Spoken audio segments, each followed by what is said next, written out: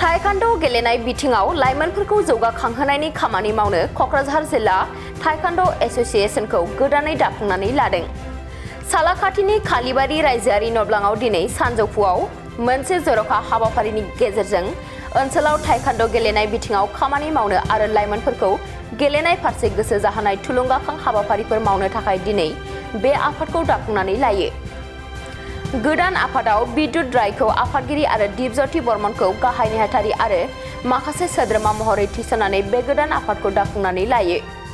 बे हाबाफारियाव अल आसाम Taekwondo एसोसिएशननि लोगो आफादगिरि बिजा आहमेदजों लोगोसे चिरां जिल्ला अल आसाम Taekwondo एसोसिएशननि गाहाय नेहाथारि रिंसार बसुमतारी मोनहा अबजारभार महरै बाहागो लायो।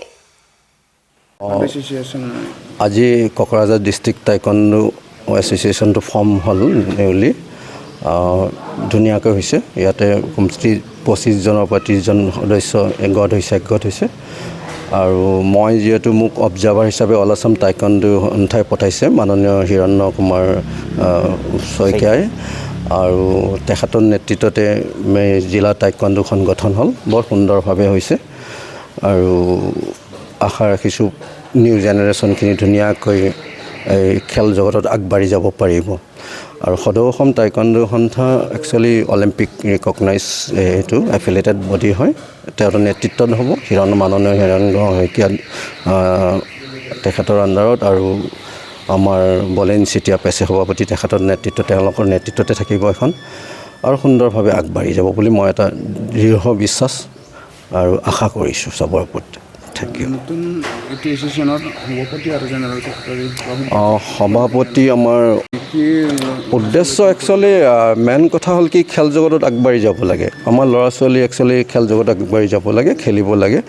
আৰু আপোনালোকে ভালকৈ জানে যে অসমত এটা অলিম্পিক সন্থা আছে আৰু অলিম্পিক সন্থাৰ আণ্ডাৰত যিকেইখন জিলা প্ৰতিখন জিলাই আছে আচলতে কোকৰাঝাৰখন নাছিলে আমাৰ অল আসাম Taekwondo সন্থাৰ আণ্ডাৰত।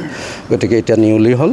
গতিকে অলিম্পিক ৰিকগনাইজ থাকিলে এফিলিয়েশ্যন থকা এছ'চিয়েশ্যন একমাত্ৰ এছ'চিয়েশ্যন অসমত হ'ল অল আসাম Taekwondo এছ'চিয়েশ্যন আৰু অল আসাম Taekwondo যদি খেলে তাৰ চাৰ্টিফিকেট হ'ল ভেলিড অলিম্পিক ৰিকগনাইজ। গতিকে আপোনালোকে ভালকৈ জানে অলিম্পিক ৰিকগনাইজত খেলিলে চাকৰি বাকৰি স্কলাৰশ্বিপ গোটেইখিনি সুবিধা আছে আৰু ইয়াৰ জৰিয়তে আমাৰ গোটেই কোকৰাঝাৰ জিলাৰ ল'ৰা ছোৱালীখিনি আগবাঢ়ি যাব সুবিধা পাব।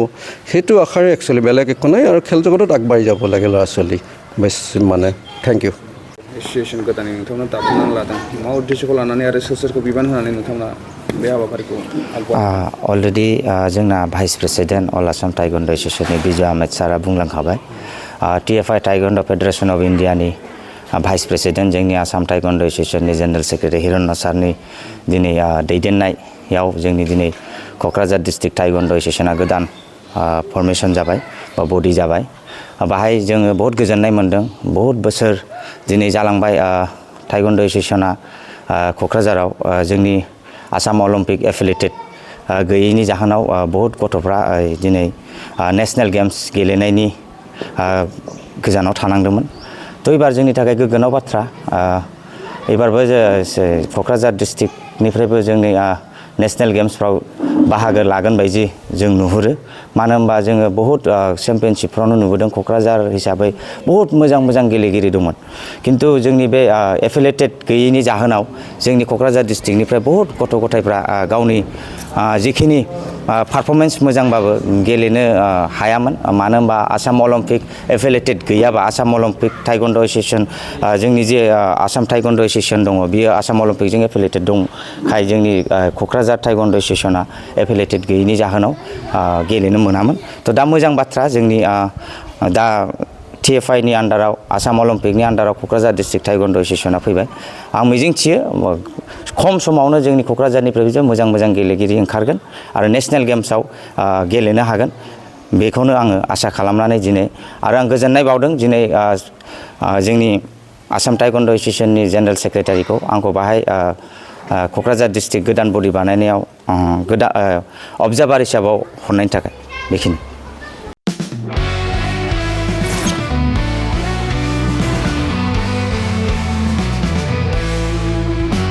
नोंथांनि जिउआव जायखिजाया खामानियावनो हेंथा नुजाथिदों नामा? गोब्राब नाजासेयावबो जिउआव जाफुंसारनायखौ मोननो हायाखै नामा? जुदि नोंथाङा बेफोर बायदि जेंनाफोरजों मोगा-मोगि जानांदोंब्ला बे खेबनिफ्राय जिंगासिनांगौ गैलिया।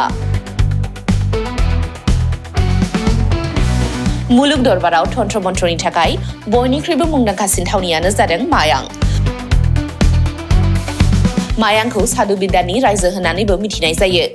बे मायांनिफ्रायनो तान्त्रिकनि सोलोंथाइ लानानै फैदों मुंदांखा रबि कबिराजा।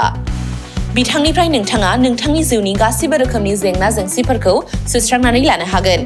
बिसि-फिसायनि गेजेराव जेंना, गोसो थोनाया गारनानै थाङोब्ला लाबोफिननाय, जुलिनि जेंना, साख्रि मोननो हायै, हा-हु, धोन-सम्पथिनि जेंना, बायदि बायदि जेंनानिफ्राय उदां जानो एबा सुस्रांनानै लानो थाखाय नोंथाङा दिनैनो दानो जगाजग खालामनो हागोन रबि कबिराजखौ। रबि कबिराजखौ जगाजग खालामनो थाखाय मबाइल नाम्बार 7099193841 एबा 7086047381 आव कल खालामनो हागोन।